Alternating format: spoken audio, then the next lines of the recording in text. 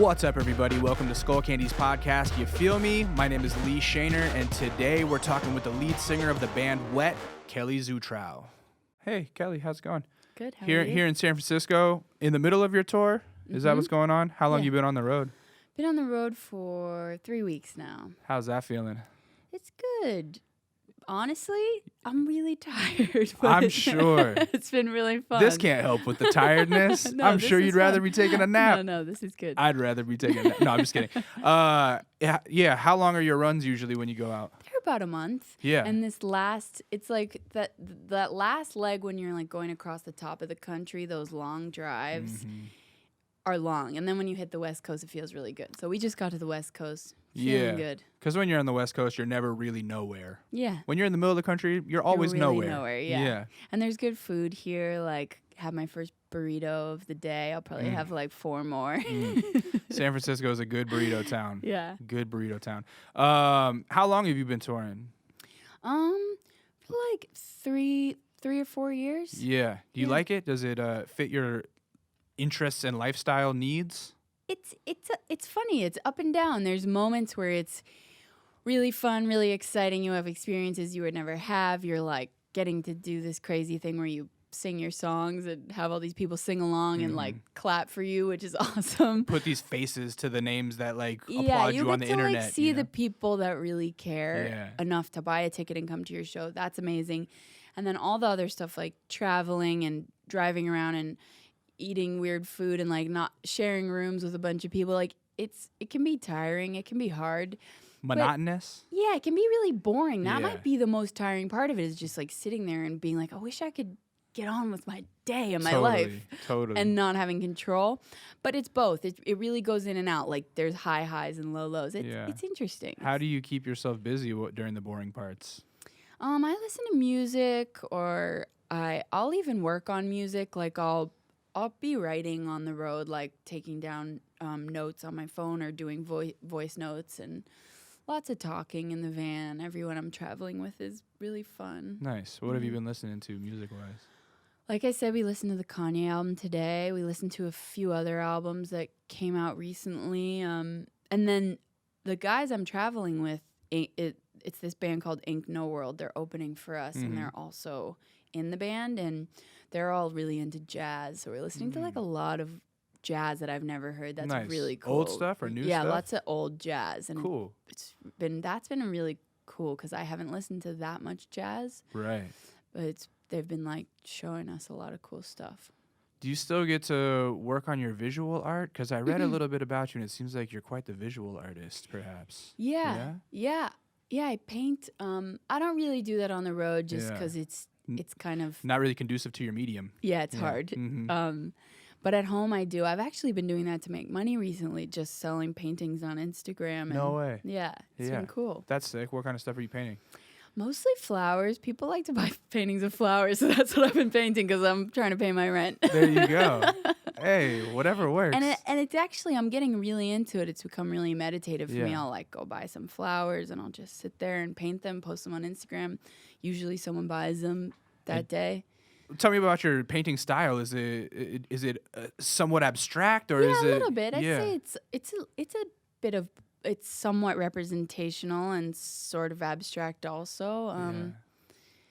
And when I went to art school in college, and really good art school, right? Yeah, I went to a good art school. Cooper's Union? Cooper Union, yeah, in New York. Yeah. And that was cool. It was intense. But I did like large abstract oil paintings there. Cool. And that's actually just kind of hard to do unless you have a studio. So I've adapted to my small Just apartment. compress it down. Yeah. Yeah. Take that TIFF to a JPEG, you know? Tell me about Cooper Union, because I don't think a lot of people know about it. And honestly, the only reason I know about it is because I had one art director friend that went there. Oh, that's cool. Yeah, his name's Dino. Shout out Dino. Cool. Yeah, and he was telling me, like, if you get into Cooper Union, they're like, yo, you're the shit, and we'll pay for you to come here. Yeah. Right? That's what happens? Yeah. How does that work? Tell me about it. So I was in this crazy point in my life. I dropped out of high school when I was 16 and sort of had a period of being very lost. My mom kicked me out of the house. Me and my mom had like a rough period, and I sort of was living in these kind of scary, weird places, and like just was having a hard time figuring out what I was gonna do, and I was really depressed. And I had heard about Cooper Union, and I had done art in high school a little bit, and I'd always done art, just been drawn to it, just different kinds of art. And I remember I had like it was like a long winter, and I thought I have to go to Cooper Union, or because I didn't have any money, and it's a free school, Right. and it's a really good school, and I was like, if I can get in there, then my life is worth living, and like if I can do that and get it together, and they think I'm worth it. So right, it was it's very prestigious. It's not like really, when you say it's a free school, it's not like you just walk in and all of a sudden you're learning how to draw. It's like really you got to be hard to get into. Yeah, it's and a I process. kind of channeled this really intense energy that was like my life was just like falling apart, and I wasn't really living anywhere, and I just like went into this room for a month and worked on the home test. You do this crazy test and you do all these art projects. Anyways, kind of a long story, but it was just this intense time in my life, and it actually relates to music in a way, because it's kind of how I always create, is like I get into a place, a sort of difficult place, and then need to find my way out of it, and usually it's like some form of expressing myself. And so I got into Cooper and was like, okay, I'll keep living. That's amazing. And I went, and it was amazing. It was really intense. Kids there are really smart. Is it a 4-year school? Yeah. And it's like it's regular regular school. college. So I moved to New York, met my future bandmates. They were at different schools, but like at parties, just met a bunch of artists and started making music much more casually. Like I took painting really seriously, and music was sort of what I did casually. And then it switched at a certain point. I just couldn't get a job doing art stuff, and started taking the band more seriously. And then things kind of kept going, and we got signed, and a few years later, here we are. Now you're doing a podcast. Yeah, here I am. That's the end of the story. We're done. No, where did you move to New York from? I'm from Boston, so I'm from Boston. You're from Boston originally? How's that? It's great. Yeah? Yeah, I like Boston. People don't like Boston. I'm going to stay neutral on this subject. I don't have an opinion about Boston. It's fine. Yeah. Yeah, it was You from cool. in the city? Or Yeah, like? I'm from in the city of Boston. Jamaica Plain is a part of Boston that's, like, it's a neighborhood, but it's city-like. Yeah, you don't sound like a masshole. That's not the accent that I was picking up on, I don't think. Yeah, no, I don't really have a Boston accent. And people who have that accent generally are from right outside. My bandmate, Joe, is from right outside of Boston. Yeah. He has a bit of a Boston accent. He parks the car. Yeah. Right. His parents really parked the car. Really? Yeah, we just went and stayed with them, and everyone was blown away by their Wow. accents. They're amazing. So, I mean, I know this is like a weird question to ask, but like, how did it feel growing up in Boston? Because everybody goes, oh, it feels normal. But now that you've lived other places, looking back, what can you say about Boston? Growing up there was a unique experience. I don't know if it was unique, but like where I grew up was really diverse and like fun. Me and my friends were just like out running around. That seems pretty normal. Yeah, like we were, getting up to no good, and but it was all pretty harmless for the most part. You know, running away from the cops, but nothing crazy. It's like riding your BMXs, like yeah. It's like Stranger Things or something. A little bit of spray painting once in a while, but punk rock. Parents, working class, like what do they do? Yeah, my dad's a chimney sweep in Boston. Very working class. Yeah. My dad was in Vietnam. Oh wow. Yeah, my dad actually is a really interesting person. He kind of like went to Vietnam really young, also dropped out of high school. Both my parents are dropouts, which is funny. Somehow that got passed on to me. It's in the genetics. Yeah, they met in Boston, but my dad's he dropped out, fought in Vietnam, got addicted to heroin over there. Oh. Got himself kicked out kind of on purpose, like knew it was a bad thing. Right. And then he basically had a really dark time in his life where he was kind of living in his mom's basement, doing drugs and like totally lost and had no education to fall back on. And he had a friend who said, hey, there's these people up in Boston. He's from Baltimore. Okay. There's these people up in Boston Sweeping chimneys. Getting high in a different way. No, I said getting high in a different way. Yeah. It's called Macrobiotics, which is this weird diet. Yeah. that is based on the ancient Japanese samurai diet. And my mom's half Japanese, so my mom's whole family was into that. And that's where they met. They met in this weird macrobiotic kind of community. No kidding. In Boston. Yeah. And then they were together very briefly, like a year, never got married. But my dad's in my life. My mom kind of raised me as a single mom, on and off. She had different people, but yeah.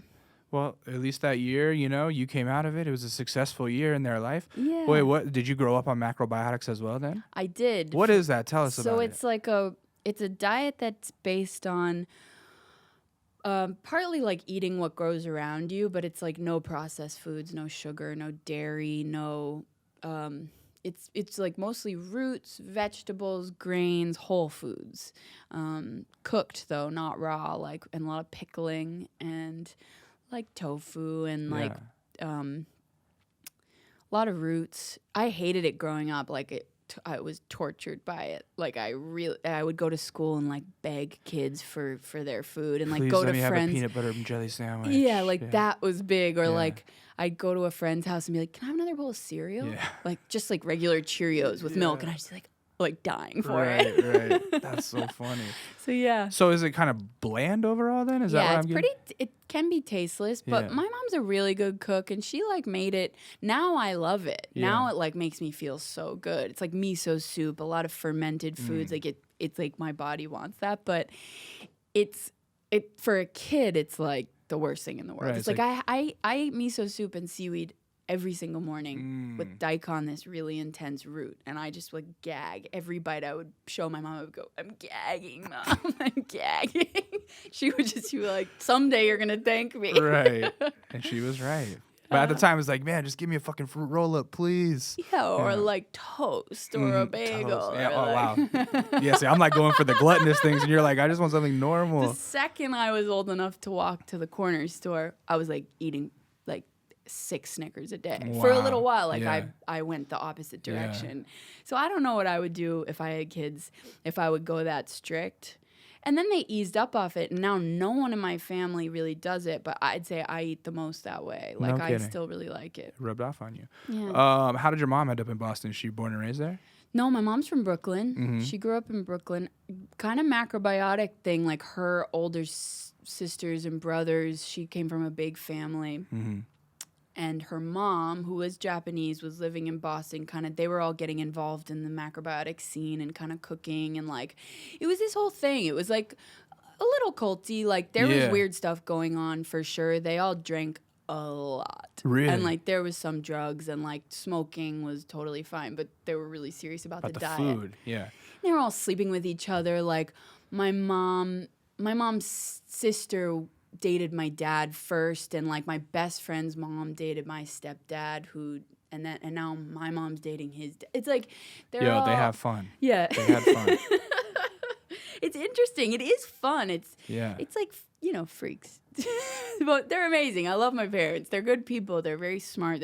They're weird. Like they're so different. Like they've really found their own way. Right. My dad's a chimney sweep. Like Right. when I say that, people are like, "There's no such I thing didn't as know that chimney exists. sweeps." Yeah. And I'm like, "No, my dad has a broom, and he's Yeah. a chimney sweep in Boston." Yeah. I thought that was only like a Dick Van Dyke like movie character thing. I didn't No. realize that was real. Yeah. What does your mom do?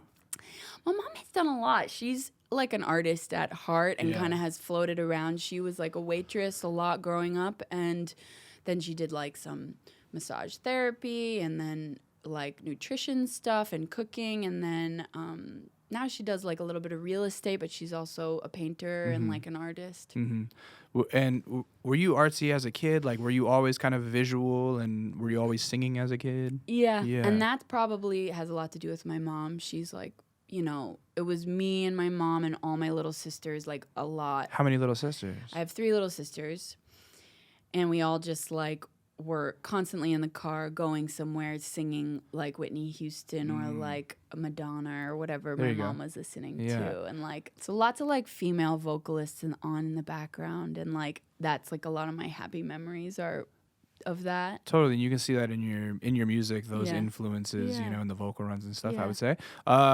Did you ever feel sort of outcasted in school with the diet? Like, were kids like, why you got so much seaweed in your lunchbox? Yeah, I would Yeah. say I hid my food in in 7th grade, I ate lunch in the bathroom like almost every day. No, that's that is so sad. Sad. That is like a sad movie scene. I was like a loser. No way. Yeah. Wow. Did you ever end up like blossoming? I did. By 8th grade, I like found my crew of girlfriends and like, and like got really, like found my place. But I'd say like 5th, 6th, 7th grade, I really struggled and like rough. Was a loser. Yeah. Did you take to school, or were you kind of like drifting off into your creative lands all the time? A little bit of both. I was like really into school, really into art. And then I'd say when I hit around 8th grade, found my friends, started being bad. You know, like stopped doing school. Smoking weed, drinking beers, all that good stuff. Yeah, got into trouble. Like realized my parents had no idea what they were doing and was like, I'm going to fuck with you guys. Yo, you found out young then. I didn't realize that till I was like 21. I'm like, oh, my parents were like just kids as well. I remember the moment I realized it. I was like, I witnessed like a crazy fight between my mom and my real dad, and I was like, they have no idea what. Like, right, they're just winging it. Like it just like dawned on me. Yeah, and then I got really bad, and I was a really out of control kid. In what sense? Like, what is really bad? How much trouble did you ever actually get in? Not so crazy, but like my mom's always like, you were bad. Like, just not listening to grown-ups and mouthing off and writing bad stuff on the board, getting kicked out of school. I got suspended a lot. I just stopped doing homework. I remember being like, why? I don't have to do that. Like, turned 12, 13, and I just lost the plot and kind of started floating. And then when I was 16 and I dropped out of high school, I was like, and I got kicked out. Like I was really being bad to my mom.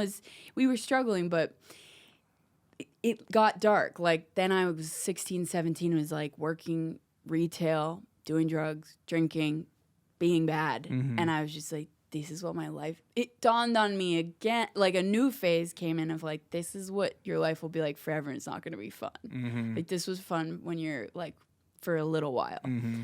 And that's sort of when I had that moment where I was like, I got to do something. I got to get into school somehow, find a way to do that. So what was that like rock bottom catalyst for dropping out? Like, was there a certain thing where you're like, fuck this, I'm never coming back? It was, so my mom helped me get into this private school, this like arts private school that was really difficult, and it was 2 hours away from where I live. So I had to take 3 buses to get there. And I really wanted to do it, but when I got there, like, it was, and I got to go for free. Like, it was like this big, nice thing that I was getting to do, and it was almost like too much pressure. And I got there, and everyone else was kind of ahead of me academically because I had not been doing my homework and like in public school, kind of fucking around with my friends. Right. And there were like really serious kids there. Was it like full uniforms and stuff like that? No, it wasn't like that, but it was very just kids that really cared about learning. Yeah. And it was actually an incredible school. And I look back and it's one thing in my life I wish I could go back in time. And it was the coolest school. Like I was so lucky, but I was just too young to know that. And I was really depressed, and I was doing a lot of drugs and drinking a lot and just like dating bad guys and just like, I don't know, I was at a really accessing this really destructive part of me that like that I had, it seemed old. Like it was like it was always going to have to come out. Right. And I went through it. And I remember the thing that really, I had a 20-page paper to write, and I had never really written a paper in my life. And it was like a college, like it was a serious school. Yeah. And I was just like, I'm not doing that. And that's it. And I just said, I'm leaving. And they were like, cool, we don't want to pay for this bitch to go to this school anymore anyways. Like they changed the locks when you left. Yeah, like, these don't people were like, this is like an expense, it was like $20,000 a year or something. Wow. And they were just like, bye. Like you don't obviously aren't appreciating it. How did she get you in? Did you have to take a bunch of tests and stuff? Yeah, like I was a good student more or less up and like I appeared like a good student, and I was really into art, and it was an art focused school. So I did all these I had all these paintings that they showed, and we did these interviews, and we filled out financial aid forms. So I got like financial aid and scholarships, and it's something that it really bums me out because my mom put so much work into it. And it was something my mom had never had the chance to do, and she was like giving me this thing, and I was so angry and young and just like. And she probably felt so proud that she was able to get you in, all that. Yeah. Yeah, so that we went through like a hard time, but then, you know, she was happy when I got into college, Right. and we kind of slowly rebuilt. Well, tell me about when you're dropping out. Like, I'm sure she probably felt betrayed a little bit or something, or like, were you guys fighting a lot about that, and did you got kicked out of the house? Is that what you said? Yeah, it was funny. Yeah, my mom was of two minds about it because she's so unconventional, and she didn't go to school, and she's had this really unconventional path, and Yeah. she's very successful in her way. Like, she's a really powerful person in a lot of ways, but so she was like, "Well, I did it, so you can do it. I don't know, you can do it." And my mom was also going through a divorce with my stepdad at the time. She had been married for a little while, and it was getting hectic. Like, she was dating someone new that I hated, and I knew about it, and my stepdad didn't know. And it was just like this messy. My sisters were all struggling, and I was really angry at my mom. Yeah, I don't know. It was just She's just catching it from all angles, having a rough time. Yeah, and looking back, like, You were piling on, kind of, huh? yeah. Yeah. So yeah, we were fighting about that, and my drinking. Like, I was drinking a lot, and she was kind of catching me. And, Yeah. yeah, it was interesting. I don't know. My mom also, both my parents drink probably a little too much too. So it was like all my issues were almost bringing their issues to light too. And it was just all very intertwined, and I'm really close to my mom. And it was just, yeah. I mean, she feels really bad. She, like, you know, a couple weeks later was like, "I'm sorry, move back in." And I was like, "No, I'm never coming back. Like, I hate you." Wow. And that was kind of that. But yeah. So where'd you go? Like, just crashing on couches? No, yeah, for a little while, and then I moved in, like, same town in Jamaica Plain. I moved in with some older kids, just Yeah. some dudes I knew, and lived in, like, this little room, and did that for a while, and had I had like a really good year or two of life, like working retail, a shitty retail job. Just Were you safe? This just all sounds unsafe to me as a 16-year-old it's so looking hard back. to say. Yeah. Like, I had some really good people around me, and like my mom did live like 10 Down the minutes block. away. Yeah, Like, yeah. it wasn't. There were adults in my life keeping an eye on me, but I was putting myself purposefully in iffy situations. I don't know if it was outright dangerous. There were some moments where it was like, I think a part of it is like, I don't love touring, partly because I already went through this like time where I was like sleeping on couches, didn't know where I was going to be the next day, like around all these weird people. Like, sometimes now when I'm touring, I'm like, I kind of already did that. It makes me feel gross and scared. And I like Right. to be like in my apartment where I can control things. And like, sometimes that comes up for me, but I don't know. I feel like probably a lot of people do that in their youth, like go too hard, and Right. and Like, just see how far you can push it before it's too far type of thing. and that's what I was doing. I was Yeah. seeing how far I could push it, and I was really extreme, like really wanted to go there. Yeah. I don't know why. Right, I'm intense, I guess. I wouldn't have picked any of that up off of it, or off of you, like from Yeah. listening to the music or like just seeing you. I wouldn't have been like, oh, this is a person who's like had a crazy party life. Yeah, I Lo and have like behold. tattoos all underneath and stuff There that you go. maybe might have like, but I have reined it in a lot. I've like really kind of not like gone the opposite direction, but that time in my life does freak me out a little bit, and it got really real, and then I was like, I got to get my act together. And Isn't it funny how when you go through that kind of stuff as a kid, you almost feel cooler as an adult when you have your shit together? yeah, Like, like I'm so proud of myself when Yeah. I pay my bills. I'm on recently time. 2 years sober, Yeah. and people look at me when I say, "Oh yes, I don't drink." They look at me Yeah. like, "What? You don't drink? Like, Yeah. how do you have fun?" I'm just like, I fucking feel great not Yeah. drinking. Like, I feel so much cooler now. Like, I don't feel like an asshole anymore. You Yeah. know. So anyway, Yeah, it's interesting, Mhm. the phases. I mean, that was a long time ago now, so, but yeah, I don't know. me neither. So what were you 16 when you got into Cooper Union? 17? What are you? No, so Yeah. that all went down, like my life started to get out of control when I was 16. Mhm. Then 17 was the year I was just like working, lost, and know what I was going to do. not really doing much art, just kind of like fucking around. Yeah. And then Singing at all? no, that Yeah. didn't happen until later. When I was younger, I did some musical theater. So, like, there were some seeds planted at a young age where I had done some plays and gotten really into that. But then I stopped. Did your teachers recognize you as a vocal talent, though, in the theater? Yeah. Yeah. Like, I got attention when Yeah. I was at those plays. Like, I got, like, some lead roles and a Yeah. couple, like, adult plays. Like, I would try out for local plays and, like, I got a couple lead roles. Nice. So that, yeah, I'd say, like, I knew I was all right at it. Yeah. And my mom was good at it, and my mom really encouraged it in me. But then I stopped, went through that time, then went to Cooper, was doing painting, kind of, like, still struggling. Like, it wasn't, like, all at once I got better. It was, like, still hard to do school, still, you know. Yeah, now you're in a new city with new things to experience, so it's Yeah. probably hard to stay attentive to your schoolwork. Yeah. Lots of distractions Yeah. for you. Yeah, but I met a lot of amazing people and met who would be my bandmates and started doing music with some friends very casually, and that was really fun. Was there like an amazing art scene you were involved in?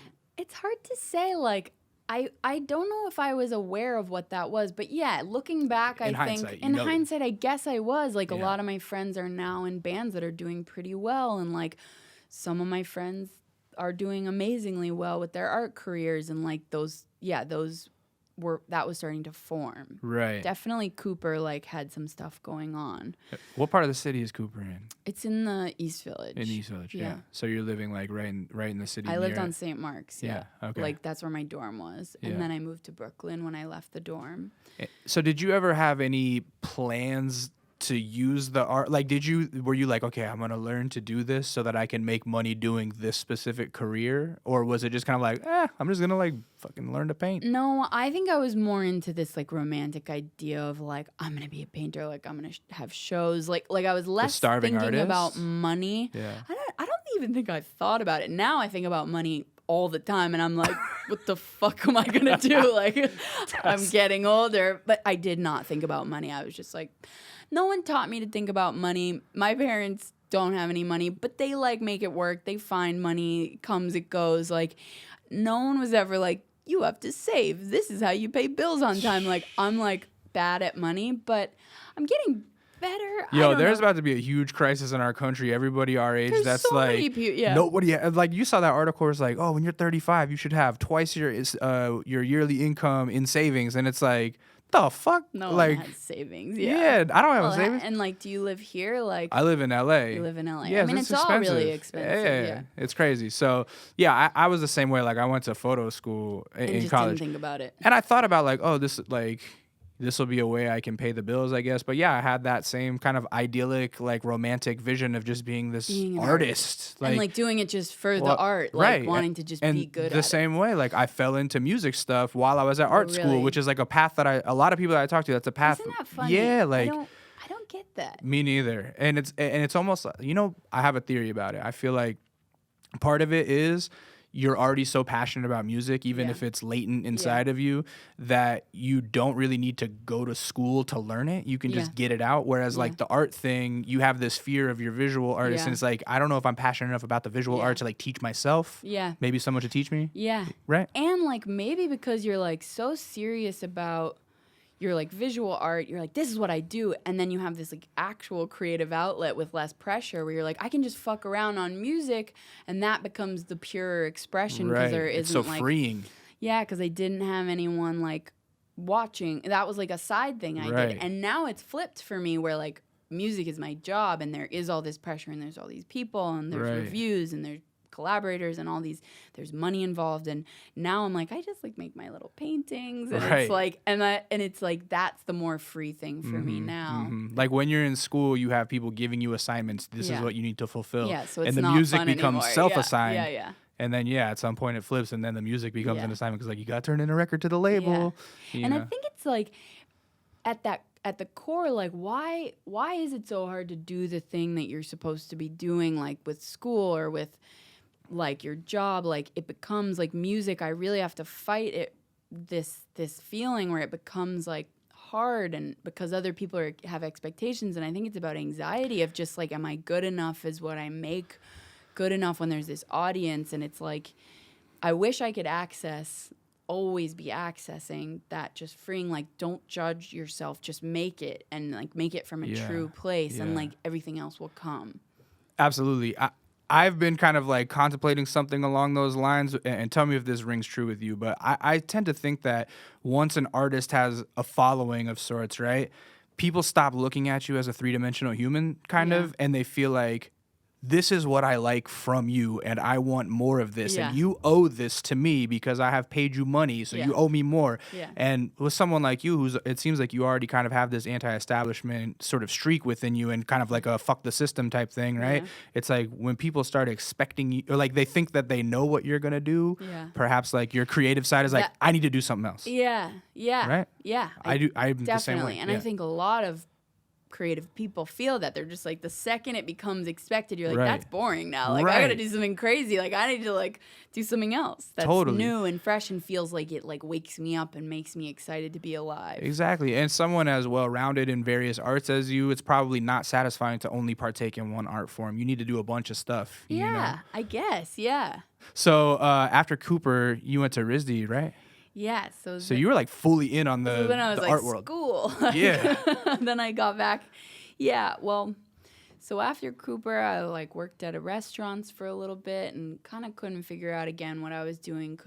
I was still doing music, but I just like got into teaching, and I really wanted to teach. So I went to RISD to be a teacher, an art teacher. At RISD. Mm-hmm. Oh, wow. Oh, no. Oh, sorry. no. You went to learn to be a teacher at RISD. So there's like a degree program at RISD to become an art teacher. Nice. So I did that. And I still haven't done that yet because immediately after finishing the band stuff just started going. Picking up.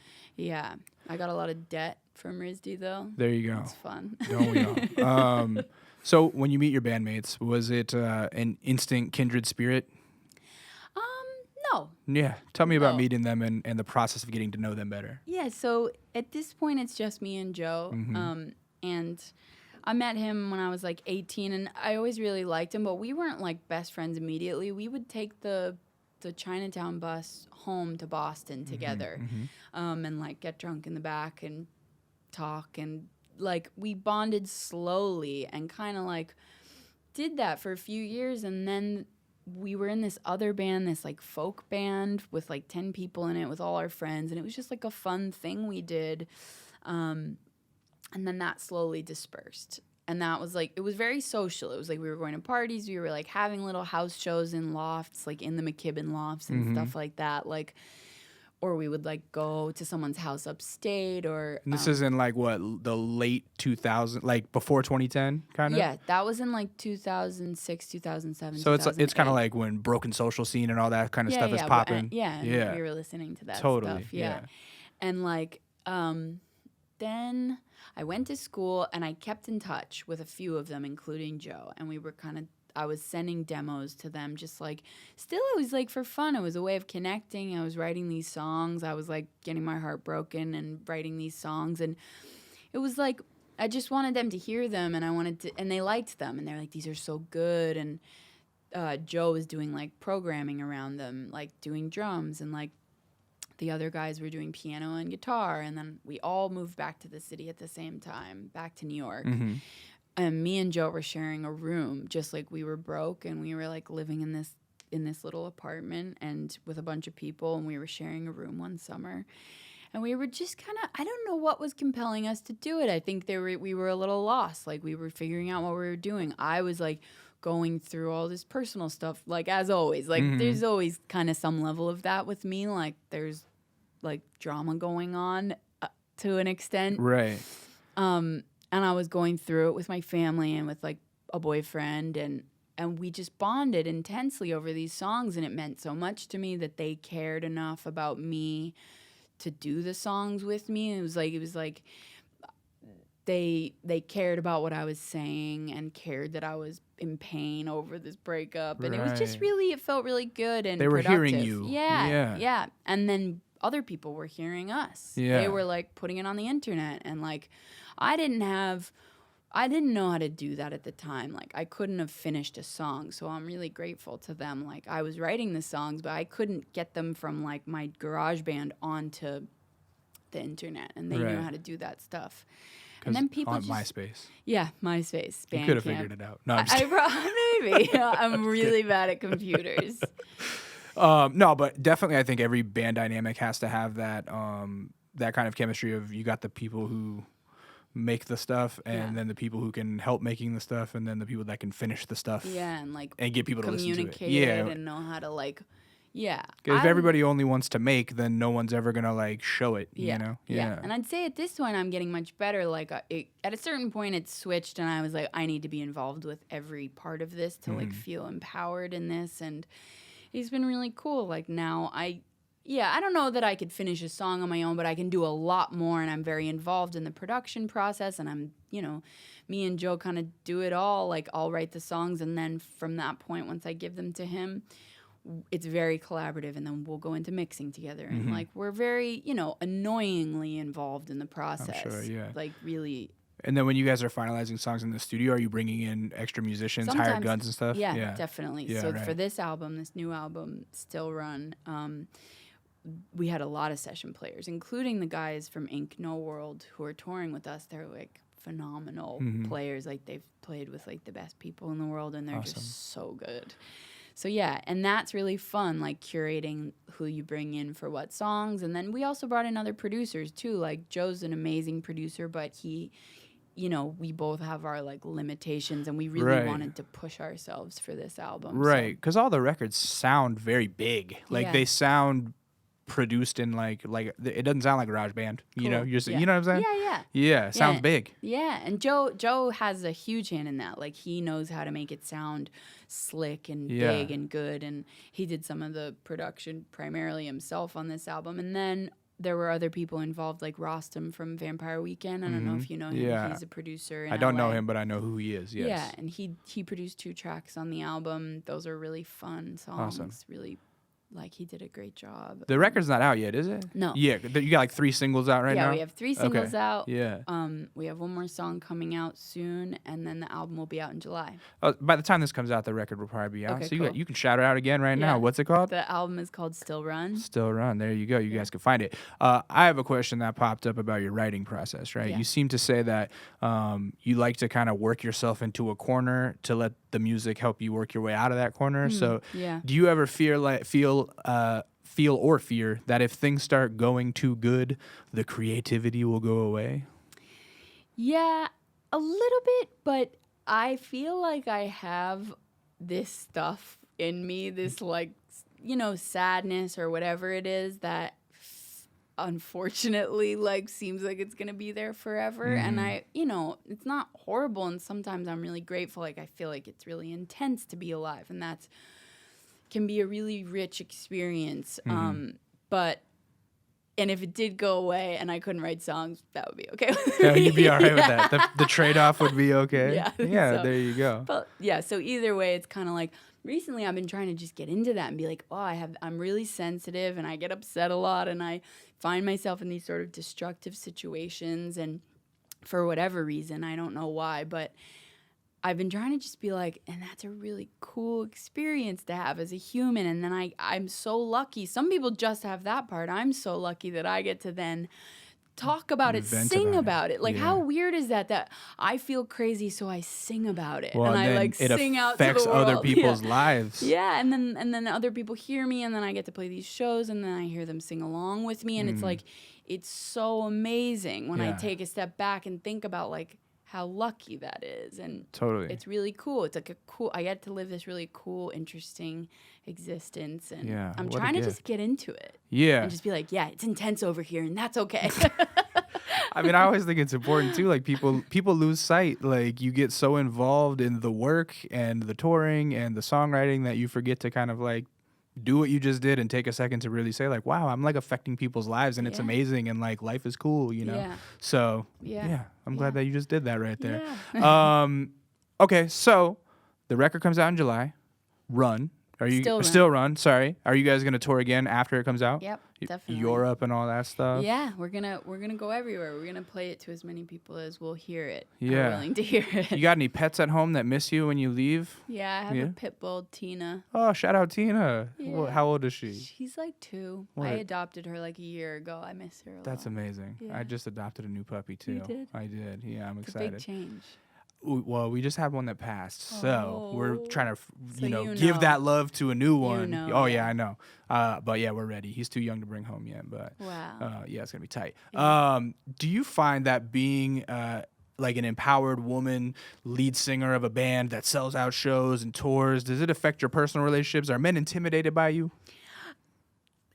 I don't know if men are intimidated by me. I don't want to speak Project on to that, yeah. that, but Right. I will say, like, I've definitely noticed since I've had this in my life Yeah. and had more control over it, my relationships with men have shifted a lot. Like, Yeah. I feel I just have more confidence and I have something else. Like, it used to be the way I would feel in a relationship was like, this is all I have. I don't know who I am or what I'm doing, and all I have. Like, pretty codependent. Yeah. I had that tendency, and now I have that with the music. Like, it shifted towards the music, and I don't have that same intensity towards like romantic relationships or family relationships. I was like that in my relationships with friends, just like really intense and scared of them ending. Right. I still have those fears, but it's not. I always have this. Yeah. And that has like brought a lot of comfort to me and just taken the pressure off of relationships. So I think I'm a little more like aloof in relationships now. Like I can be, aloof is the wrong word. Just like not as needy. Right. That makes total sense, I Yeah. think. Yeah. As you have more things to latch on to, you don't need to latch onto the relationships as much. You Yeah. know? Yeah, that makes perfect sense. Yeah. So one last time, promote the record. Tell people where to find you online. Yeah. Talk about like when your tentative touring schedule, yeah. so people can find you in their city, et cetera, yeah. et cetera. Yeah. Okay.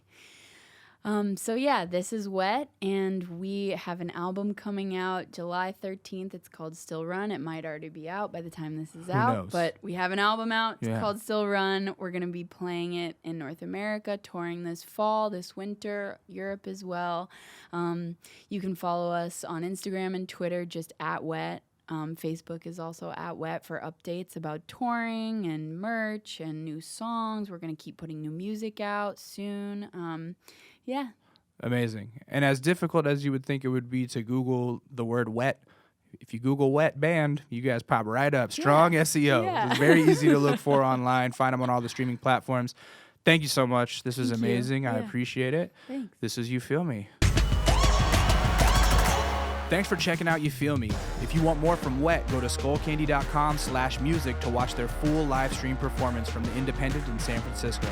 Want a pair of headphones like the ones we used for today's episode? As a special thanks to our listeners, we're giving you 30% off your next Skullcandy order with the promo code MUSICYOUCANFEEL3. That's MUSICYOUCANFEEL3. Subscribe now to make sure to catch our next episode.